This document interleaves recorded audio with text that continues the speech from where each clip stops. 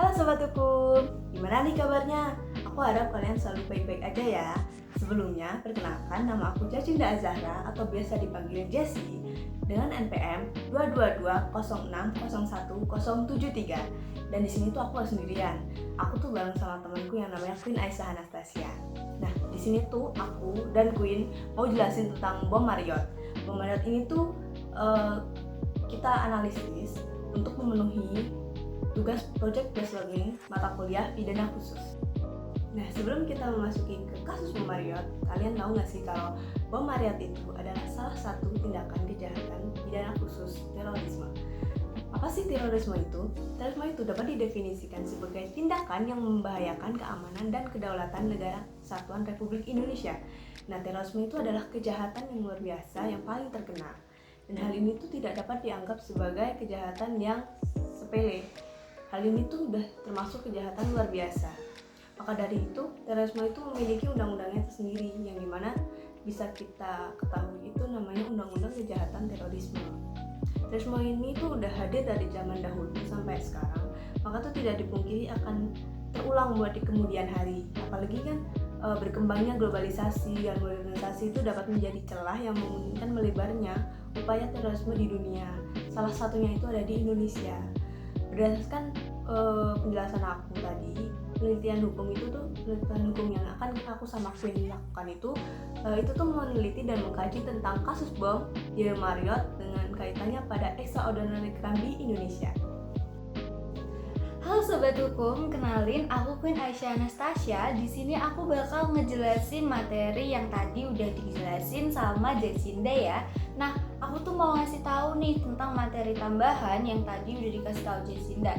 Tadi kan Jacinda udah bahas soal latar belakang. Nah, aku selanjutnya mau bahas tentang gimana sih sebenarnya kasus dari bom JW Marriott itu. Nah, untuk bom JW Marriott itu dia tuh kasusnya dimulai dari 2 serangan yang ada terhadap hotel JW Marriott. Nah, yang bakal aku bahas kali ini adalah analisis kasus terkait bom JW Marriott yang terjadi pada tahun 2003. Nah, pada tahun 2003 itu pada tepatnya itu ada di tanggal 5 Agustus 2003 itu terjadi kasus bom Marriott yang mana itu adalah hari yang terjadi ledakan pertama dari bom Marriott. Jadi pada saat tanggal 5 Agustus tahun 2003 itu tuh terjadi kasus ledakan pertama terkait dari bom Marriott itu. Nah, pada saat itu sebanyak 14 orang itu tuh tewas dan juga ada 156 orang lainnya yang mana dinyatakan luka-luka gitu. Jadi terdapat banyak sekali korban dari adanya ledakan bom JW Marriott tersebut. Nah, terdapat orang yang menjadi orang yang mengoperasikan bom mobil bunuh diri yang menyebabkan hotel JW Marriott menjadi ikut meledak. Nah, orang tersebut adalah Asmar Latinsani yang mana dia itu mengoperasikan mobil Toyota Kijang yang terdaftar dengan nomor polisi B7462 ZN saat bom tersebut meledak gitu. Jadi dia ini Asmar adalah orang yang dia itu mengemudikan mobil dari bom bunuh diri yang mana dia itu juga ikut meninggal dalam kejadian tersebut gitu. Nah, di kejadian tersebut Asmar itu meninggal dunia. Jadi dia itu pihak kepolisian itu hanya mengusut siapa sebenarnya dalang dibalik kasus ini, seperti itu. Nah, terus peristiwa ini itu menyebabkan penutupan hotel JW Marriott selama 5 minggu gitu. Kemudian terdapat ledakan kedua juga yang mana dia itu tuh terjadi di tahun 2009 yang terjadi di daerah Jakarta juga. Jadi dia itu pada yang tahun 2009 itu juga terjadi ledakan di lobi hotel tepatnya pada tanggal 17 Juli tahun 2009 yang mana itu tuh hampir bersamaan dengan ledakan di Hotel Ritz-Carlton. Makanya kasus ini sebenarnya lebih dikenal dengan nama kasus bom Joe Marriott dan Ritz-Carlton karena dia itu terjadi di waktu yang berdekatan, khususnya pada tahun 2009 di kasus bom Joe Marriott dan Ritz-Carlton yang terjadinya dalam waktu hanya selang beberapa bulan. Sedangkan untuk yang tahun 2003 itu terjadi bom di Hotel Joe Marriott juga. Dan pada tahun 2002-nya itu terjadi kasus bom Bali seperti itu. Nah, kemudian kasus ini itu tuh karena Asmar selaku orang yang mengoperasikan bom bunuh diri itu juga meninggal di tempat. Maka dari itu polisi itu lebih mengutamakan fokus pada penanggulangan dan pelacakan siapa dalang dibalik adanya kasus bom Bali ini. Seperti itu. Oke, jadi kita bakal lanjut ke materi yang selanjutnya, yaitu kategori atau pengkategorian dari kegiatan atau tindak pidana khusus terorisme. Nah, adapun pengkategorian terorisme itu memiliki beberapa unsur-unsur ataupun komponen yang tercantum dalam pasal 1 ayat 1 Undang-Undang Nomor 15 Tahun 2003 tentang Pemberantasan Tindak Pidana Terorisme. Perbuatan yang melanggar hukum, terus juga ada yang dilakukan secara terencana dengan maksud untuk mendorong kedaulatan negara, kemudian ada yang menggunakan kekerasan atau ancaman kekerasan, kemudian menimbulkan suasana teror atau rasa takut kepada masyarakat yang terjadi secara meluas dan sistematis dan menimbulkan korban yang bersifat massal atau menimbulkan korban yang sangat-sangat banyak. Kemudian terdapat kegiatan merampas kemerdekaan atau hilangnya nyawa dan harta benda orang lain secara sistematis dengan cara merampas nyawa dan menghancurkan objek-objek vital yang strategis di lingkungan hidup atau fasilitas publik dan fasilitas internasional. Sehingga dalam hal ini, dalam kategori terorisme yang sudah tercantum unsur-unsurnya dalam pasal 1 ayat 1 Undang-Undang Nomor 15 Tahun 2003 tentang Pemberantasan Tindak Pidana Terorisme, kasus bom Joe Marriott sangat erat kaitannya dengan terorisme, bahkan dikategorikan sebagai tindak pidana terorisme. Sehingga kasus ini akan aku analisis bersama teman aku tadi. Nah, kasus ini termasuk dengan kategori terorisme karena memenuhi unsur-unsur yang diberikan pada pasal 1 ayat 1. Seperti itu. Balik lagi sama aku mau jelasin nih kenapa terorisme itu equal atau sama dengan extraordinary crime. Nah, asal kalian tahu, extraordinary crime itu adalah sebuah tindakan kejahatan luar biasa atau yang biasa disebut adalah pidana khusus. Nah, terorisme ini tuh berevolusi menjadi kejahatan transnasional dan internasional yang memiliki ciri-ciri unik yang untuk membedakannya dengan kejahatan-kejahatan konvensional.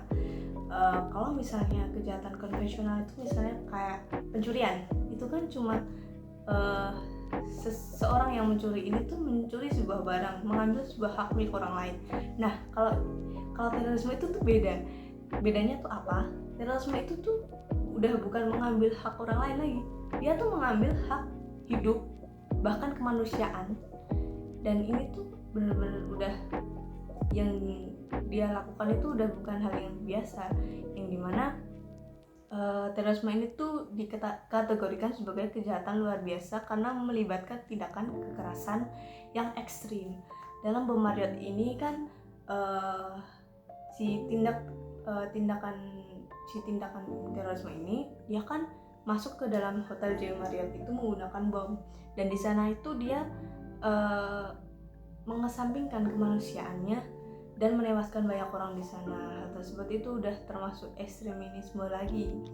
Nah, kenapa sih itu bisa terjadi? Terorisme itu bisa terjadi karena radikalisme dan fundamentalisme itu tuh menyebabkan sebuah terorisme, seperti halnya ketidakadilan sosial yang dialami oleh kelompok-kelompok tertentu yang ingin mencapai tujuan politik, agama, dan ideologi mereka. Jadi beberapa kelompok-kelompok kecil agama itu tuh merasa fanatisme dan mereka tuh merasa tidak adil. Akhirnya mereka tuh melakukan tindakan pidana khusus terorisme ini. Lalu gimana sih cara buat mencegah atau menanggulangi terjadinya terorisme di Indonesia? Sejauh ini negara Indonesia sudah membentuk Badan Nasional Penanggulangan Terorisme atau yang biasa didengar atau disebut dengan BNPT. Nah, BNPT adalah sebuah lembaga pemerintah non-kementerian atau LPNK yang melaksanakan tugas pemerintahan di bidang penanggulangan terorisme.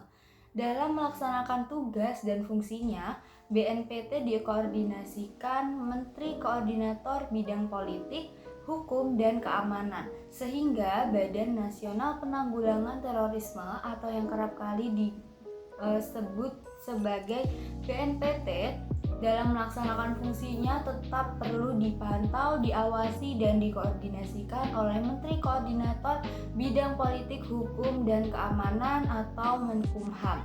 Nah, terus selain dengan adanya pencegahan yang dilakukan oleh Badan Nasional Penanggulangan Terorisme (BNPT), terdapat juga peran serta anggota masyarakat yang berpartisipasi aktif dalam upaya pemberantasan terorisme gitu. Jadi peran serta anggota masyarakat menjadi partisipasi yang aktif karena masyarakat memiliki andil yang cukup besar untuk mencegah terjadinya tindak pidana terorisme. Apabila masyarakat sudah memiliki kesadaran hukum akan tindak pidana terorisme, maka tindakan terorisme itu bisa dengan dicegah dengan efisien, sehingga tidak terdapat pemikiran-pemikiran kolot seperti kayak melakukan tindakan bom bunuh diri untuk melaksanakan jihad. Tapi dengan adanya sosialisasi juga yang dilakukan masyarakat, yang dilakukan oleh pihak yang berwenang terkait terorisme, masyarakat menjadi lebih aware dan paham terkait bagaimana pemberantasan terorisme yang baik dan benar. Seperti itu untuk materi mengenai pencegahan tindak pidana terorisme.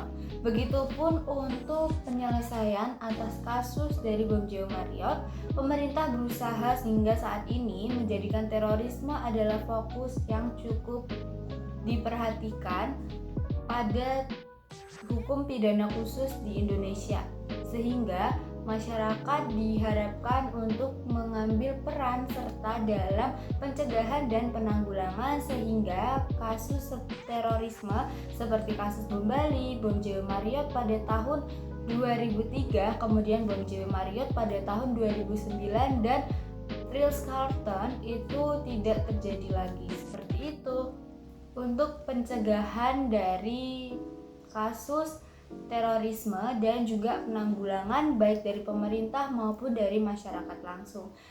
Nah, untuk terorisme sendiri dia itu sudah menjadi perhatian dari dunia gitu. Jadi untuk terorisme tidak hanya menjadi fokus nasional melainkan juga menjadi fokus internasional. Baik teman-teman, untuk materi yang aku udah jelaskan sudah selesai. Jadi terima kasih banyak untuk teman-teman semua yang sudah memperhatikan dan fokus untuk mendengarkan materi dari analisis kasus yang kami lakukan pada kasus bom Jawa Marriott. Semoga ilmu yang kami bagikan dapat bermanfaat dan mohon maaf apabila ada salah kata atau salah tindakan ataupun ada kekeliruan. Semoga kedepannya kami bisa memperbaiki itu. Terima kasih. Wassalamualaikum warahmatullahi wabarakatuh.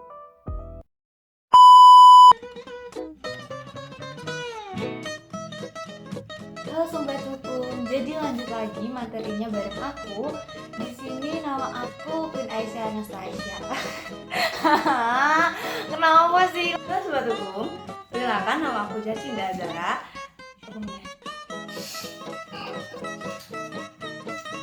Di sini aku